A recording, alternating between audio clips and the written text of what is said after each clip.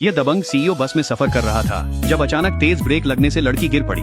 उसके बैग का सामान फर्श पर बिखर गया। सीईओ तुरंत झुककर मदद करने लगा। उसी वक्त बस फिर से झटके से आगे बढ़ी और उनके सिर फिर टकरा गए। लड़की बाकी सामान उठाने के लिए झुकी ही थी कि एक और अचानक ब्रेक लग गया। वह सीधे सीईओ की बाहों में जा गिरी।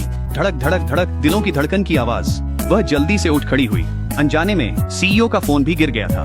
किस्मत के अजीब खेल से उसका फोन उसके बैग में चला गया, जबकि सीईओ ने गलती से उसका फोन उठा लिया। ऑफिस लौटकर बॉस उसकी फोटो को घूरता रहा।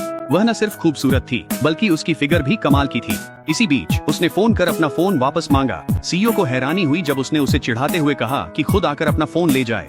उसने तो यहाँ तक कह दिया कि वह वहीं पोल्का डॉट पजामा पहनकर आए। लड़की ने तुरंत सीईओ पर बेशर्मी का आरोप लगाया और कहा कि वह उसकी तस्वीरें देख रहा था। कोई और रास्ता न देखकर वह सीईओ की कंपनी पहुंच गई। उम्मीद थी कि वह उसका फोन लौटा देगा। सौभाग्य से सीईओ ने उसे कोई परेशानी नहीं दी और फोन वापस कर दिया। लेकिन लड़की ने गुस्से में कहा कि वह कभी उसे फिर न देखे और वहाँ से चली गई। अप्रत्याशित रूप से इस बेबाक स्वभाव ने सीईओ की रुचि जगा दी। अगले दिन सीईओ अपना खोया हुआ कैमरा ढूंढने के लिए खेल के मैदान में गया। वह कैमरा एक छोटे लड़के को मिल गया था जिसकी उसे लौटाने की कोई मंशा नहीं थी। सीईओ ने झुंझलाकर कहा, मेरी सहनशीलता की परीक्षा मत लो, मैं लड़ाई में खुद को संभाल सकता हूँ। लड़के ने तुरंत अपने दोस्तों के एक झुंड को बुला लिया जिन्होंने उसे घेर लिया। सीईओ एक चट्टान पर खड़ा रहा और उनका सामना किया। पूरा समूह आखिरकार पुलिस स्टेशन पहुँच गया। सीईओ का चेहरा चोटिल था। नाराज होकर उसने बच्चों पर केस कर दिया। फिर लड़की को कॉल आया।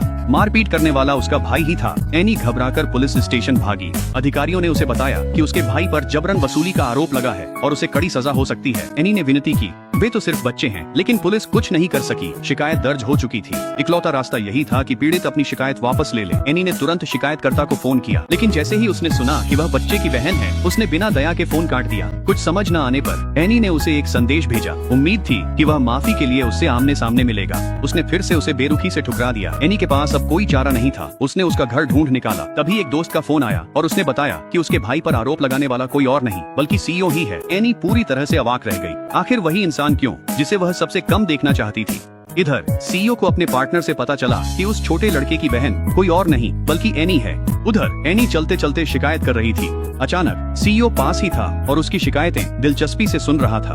फिर माइक ने उसे एक संदेश भेजा। मिलने के लिए राजी हो गया, लेकिन एक शर्त रखी, उसे अपने पोल का डॉट पजामा पहनकर आना होगा। संदेश देखकर लड़की गुस्से से भर उठी। अगले दिन वह फिर भी तय समय पर सीईओ की कंपनी पहुंच गई। बेबस चेहरे के साथ उसके पास उसकी बात मानने के अलावा कोई चारा नहीं था। लेकिन सीईओ ने कहा कि पहले उसे अपना काम पूरा करना होगा, उसके बाद ही मुकदमा वापस लेने की बात होगी। अपने गुस्से को दबाते हुए लड़की खिड़की तक गई और बाहर के नजारे को खाली खाली नजरों से देखने लगी। उसकी पीठ को देखते हुए सीईओ को अचानक उनकी पहली मुलाकात का दृश्य याद आ गया, जब दोनों टैक्सी पकड़ने के लिए दौड़ रहे थे। फिर वे संयोग से बस में दोबारा मिल गए। किस्मत के एक अजीब मोड़ से उनके फोन आपस में बदल गए। उसने चुपके से उसकी तस्वीरें देखी। वह खुद को इस लड़की की ओर अनजाने में आकर्षित महसूस करने लगा। जैसे ही वह सोचों में डूबा था, लड़की ने अपना सिर घुमा लिया। वह जल्दी से काम करने का नाटक करने लगा, लेकिन फिर भी चुपके चुपके उसकी ओर नजरें डालता रहा। उसी समय लड़की की नजर अचानक मेज पर रखे फोटो एल्बम पर पड़ी। उसमें जो आदमी था वह जैक था, जिसे वह हमेशा से चुपचाप पसंद करती आई थी। सीईओ ने तुरंत उसके जज्बात भांप लिए। उसके भीतर अचानक एक अजीब सी जलन की लहर दौड़ गई। गुस्से में अपने कपड़े उठाते हुए वह मुड़कर जाने लगा। समझ न आने पर लड़की उसके पीछे पीछे चल पड़ी। क्या हमने मुकदमा वापस लेने पर बात करने का वादा नहीं किया था? उसने पूछा। तुम अचानक इतने परेशान क्यों हो गए हो? हुक्म चलाने वाले सीईओ ने पूछा। क्या तुम्हें जैक पसंद है? और जैक को तो पता भी नहीं कि तुम उसे पसंद करती हो। एनी के पास कहने के लिए शब्द ही नहीं बचे। इसी वक्त जैक अपनी सैर से लौट आया। वह उनके पास आया और पूछा, तुम दोनों किस बारे में बात कर रहे हो? सीईओ ने एनी को अपनी भावनाएं खुलकर बताने के लिए प्रोत्साहित किया, लेकिन एनी जानती थी कि जैक पहले से ही उसकी सबसे अच्छी दोस्त के साथ है। वह अपने प्यार को दिल में ही दबा सकती थी। इसलिए उसने जैक से कहा कि वे मुकदमा वापस लेने की बात कर रहे थे। गुस्से में सीईओ ने झल्लाकर कहा, मैं केस वापस नहीं लूंगा। अगले दिन एनी सीधे सीईओ के घर पहुंची और अपने छोटे भाई को माफी मांगने के लिए साथ लाई। फिर भी सीईओ को लड़के की माफी में कोई दिलचस्पी नहीं थी। इसके बजाय उसने लड़की से कहा कि वह यही नहीं चाहता था। कोई और रास्ता न देखकर एनी ने मदद के लिए अपनी सबसे अच्छी दोस्त का सहारा लिया। उसकी दोस्त ने उसे सलाह दी कि वह सीईओ को अपनी सच्चाई दिखाए, इसलिए वह 2 कप कॉफी लेकर उससे मिलने गई। सीईओ ने कॉफी ली और एक घूंट लिया। स्वाद इतना अच्छा था कि वह फिर से अपने काम में लग गया। लड़की पास ही बैठकर एक मैगजीन पढ़ रही थी। समय मिनट दर मिनट बीतता गया।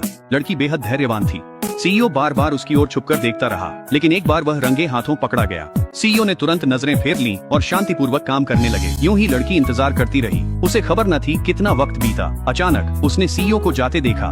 उसने उम्मीद करते हुए विथड्रॉल पिटीशन निकाल ली कि शायद वह उस पर साइन कर दे। अप्रत्याशित रूप से सीईओ ने कहा कि वह बहुत व्यस्त हैं। लड़की ने जल्दी से समझाया कि साइन करने में बस 1 मिनट लगेगा, लेकिन सीईओ ने उसे कहा कि वह कल वापस आए। गुस्से में लड़की ने कॉफी सीधा उन पर फेंक दी।